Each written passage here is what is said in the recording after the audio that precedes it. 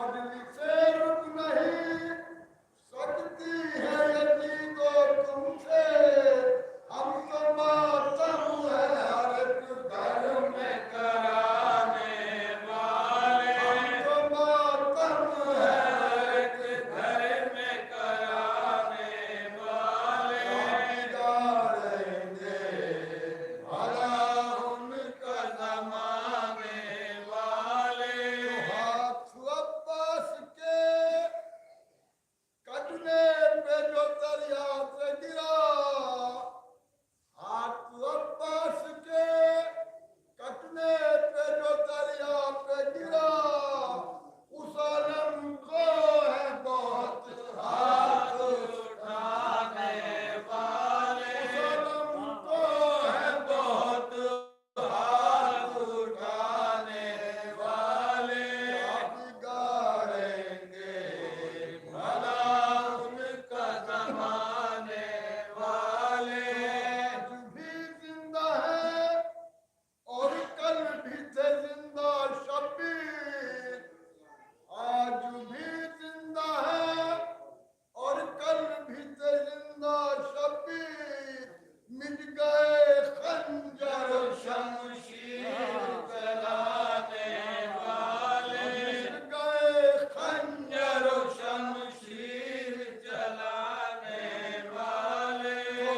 से करना ना किसी वक्त वफा की तमहीद, उनसे करना ना किसी वक्त वफा की तमहीद, हक यतीमों का जो बेखौफ है खाने वाले, हक यतीमों का जो बेखौफ है खाने वाले, बिगाड़ेंगे भला उनका जमाने वाले। अपने पाकीज़ा इरादों का पता देते हैं, अपने पाकीज़ा इरादों का पता देते हैं, नारे हैदर करार लगाने वाले, नारे हैदर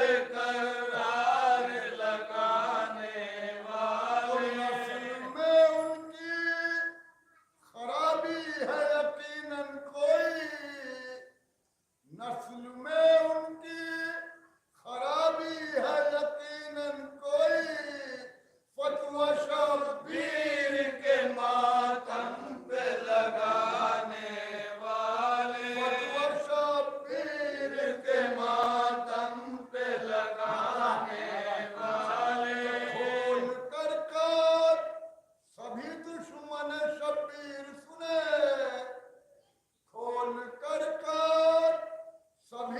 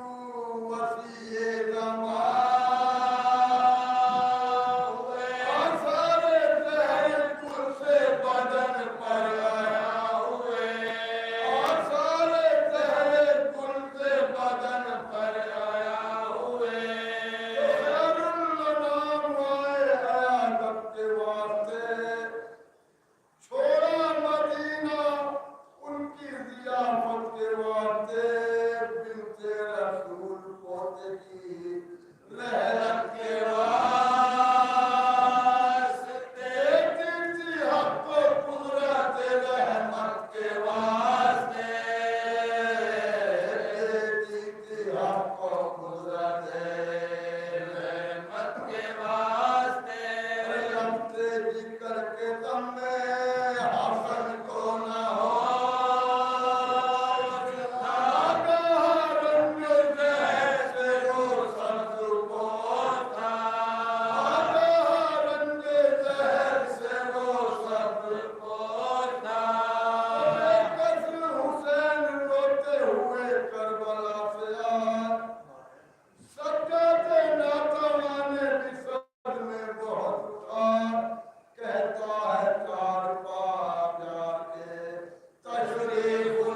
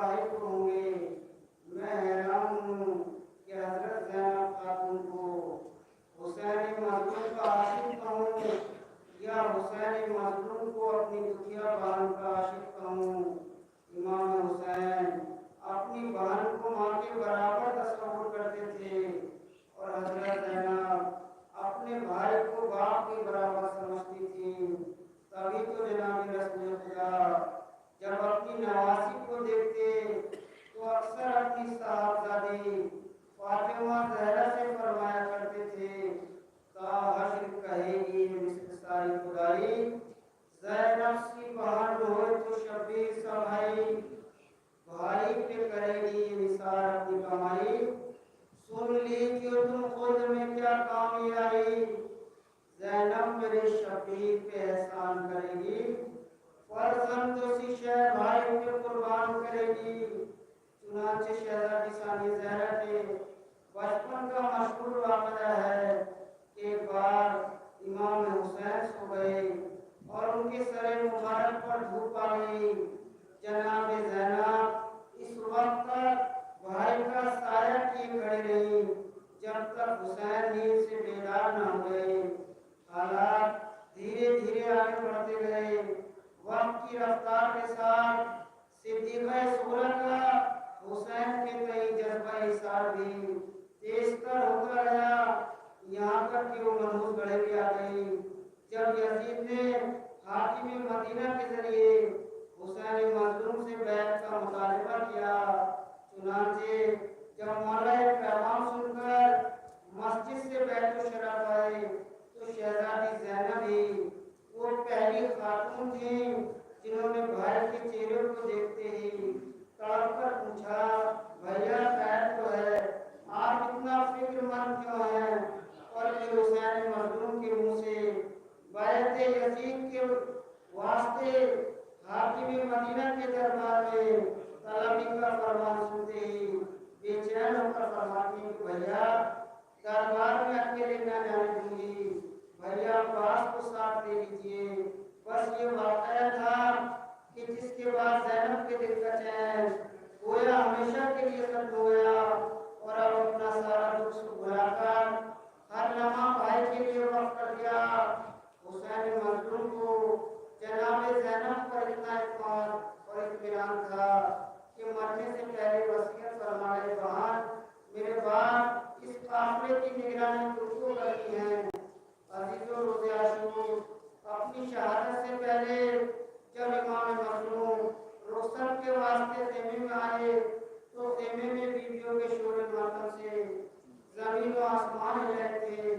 यूं तो हालत सबकी गैर थी, मगर खास तौर पर जनाब ज़ैनब की बेकरारी का आलम बयान से बाहर था।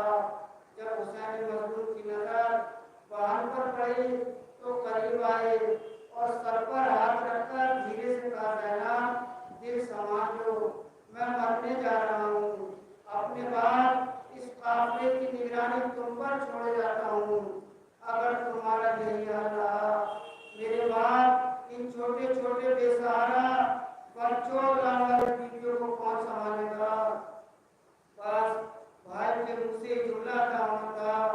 बेकरार ज़ैनब ने आंसू पूछ लिए और एक दफा दिल कड़ा करके भाई पर आखिरी नजर डाली और फरमाया, भैया खुदा हाफिज, अब हालात ये हैं कि जनाब ज़ैनब न रोती है, न तड़पती है, न बेहोश होती है, बल्कि पहाड़ जैसी मुसीबतों और लगातार तकलीफों में हर वक्त इस जिम्मेदारी का एहसास है कि भाई की वसीयत से गफलत न होने पाए।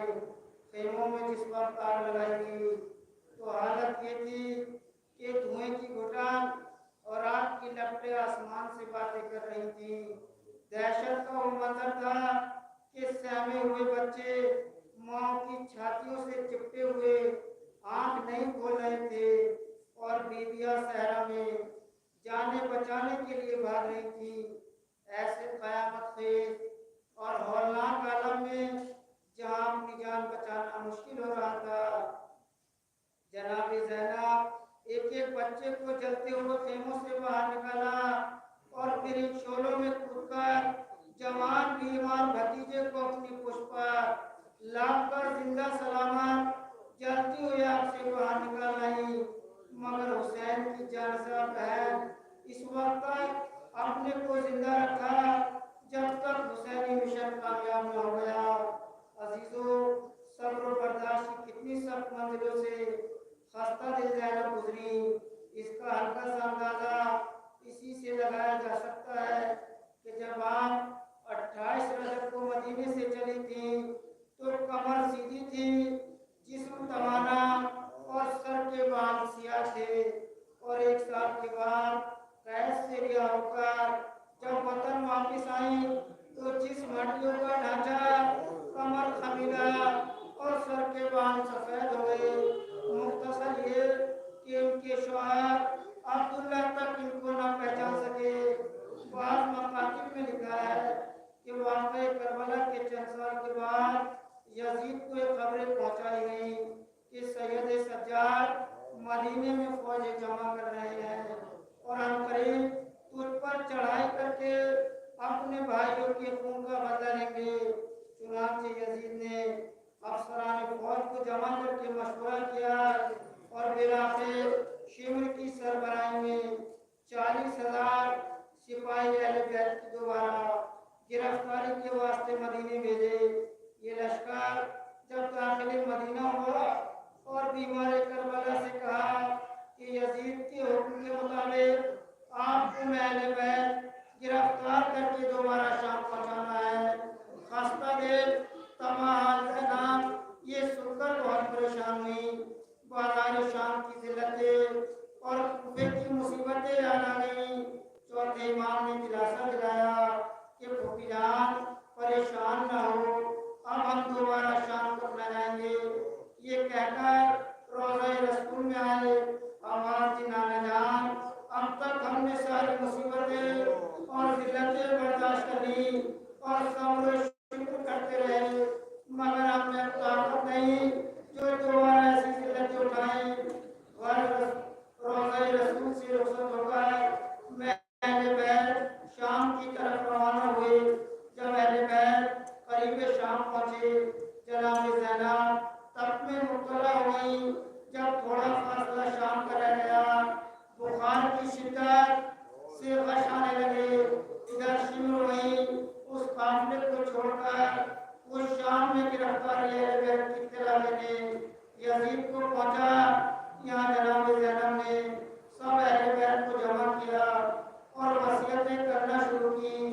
जब वसीयतें कर चुकी तो फरमाया कि आज की शाम मैंने अपने भाई हुसैन को ख्वाब में देखा है कि वो सर झुकाए खान पर बैठे हैं, लेकिन मेरी तरफ निगाह नहीं उठाते, न कोई बात करते हैं। मैं हैरान हुई कि मुझसे क्या खता हुई कि जो मेरी तरफ देखते भी नहीं।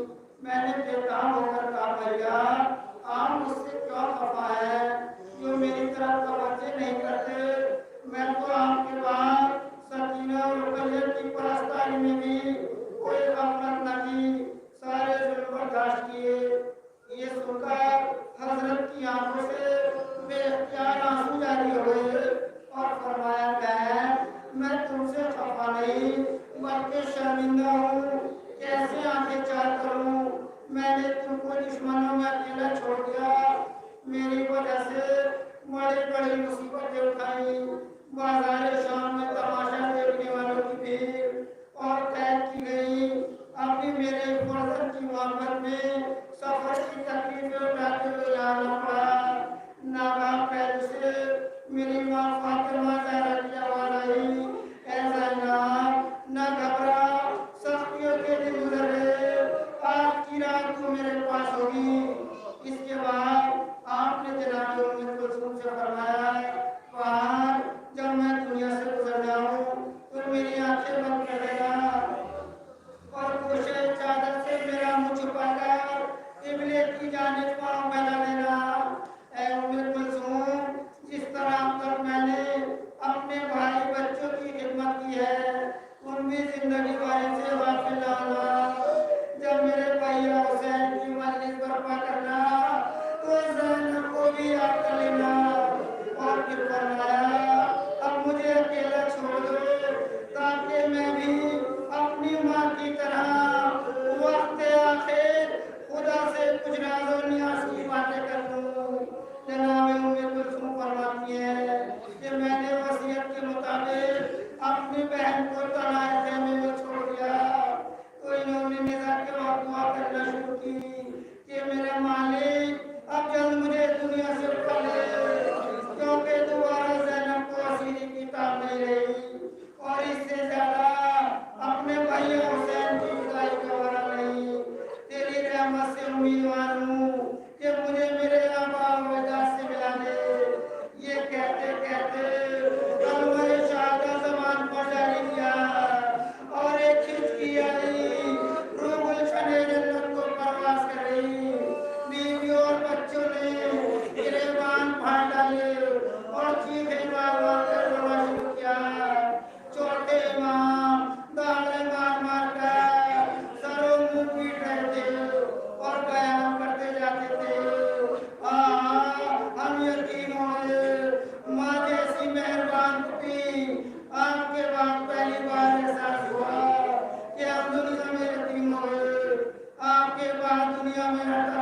है।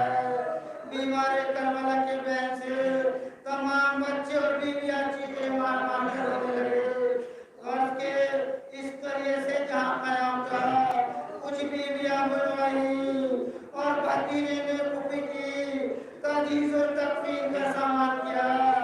मनकूल है कि जब लिबास जनाबे ज़ैनब का हुस्न के लिए उतारा गया तो जिस्म सिर्फ हड्डियों का एक ढांचा रह गया था और कई मकाम पर बदन में नीले दाग दिखाई देते थे। शान और गर्दन पर रस्सियों के निशान थे और पुष्प पर ताजियानों और नेज़ों के जख्म के दाग मालूम होते थे।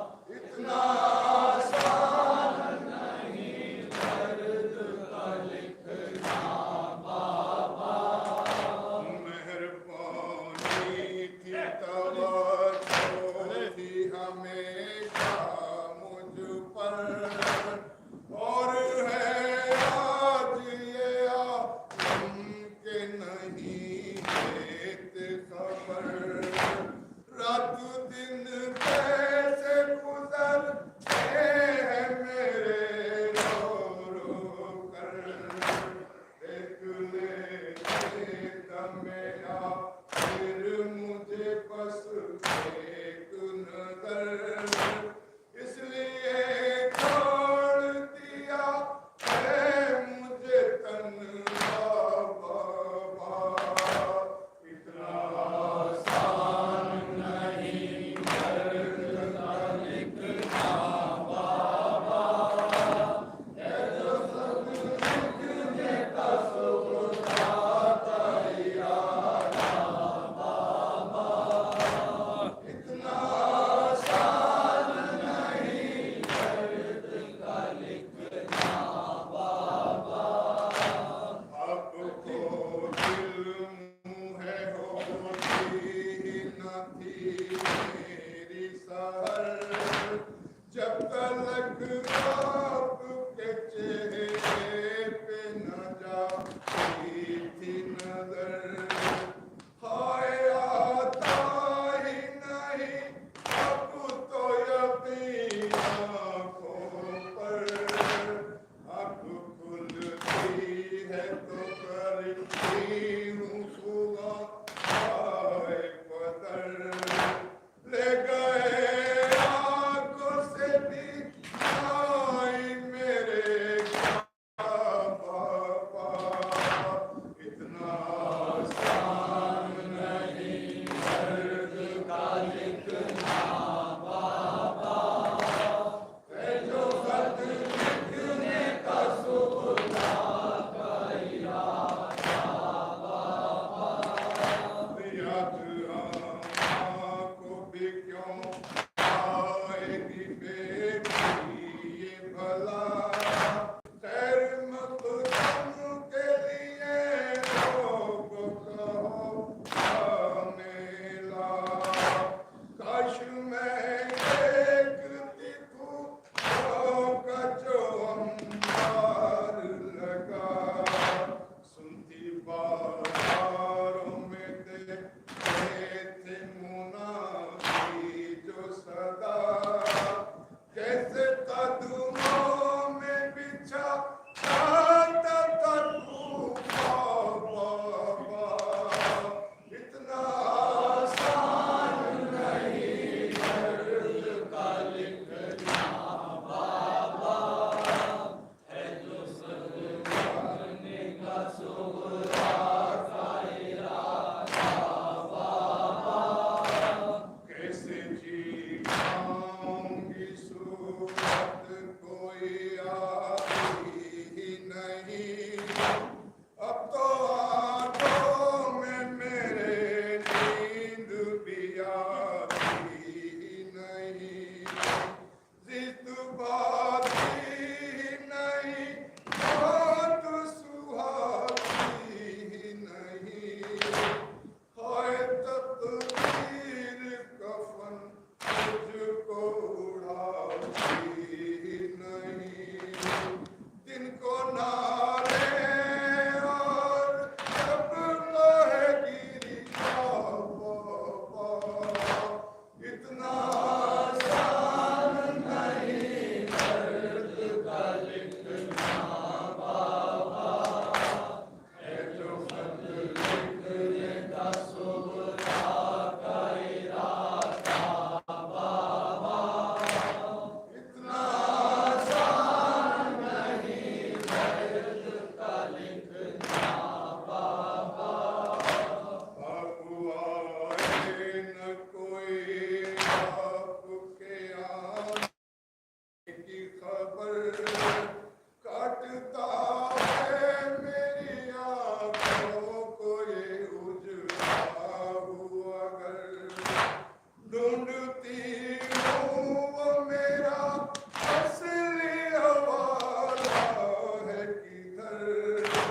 भूख सी उठती है जाती है जो उसकी तू नजर।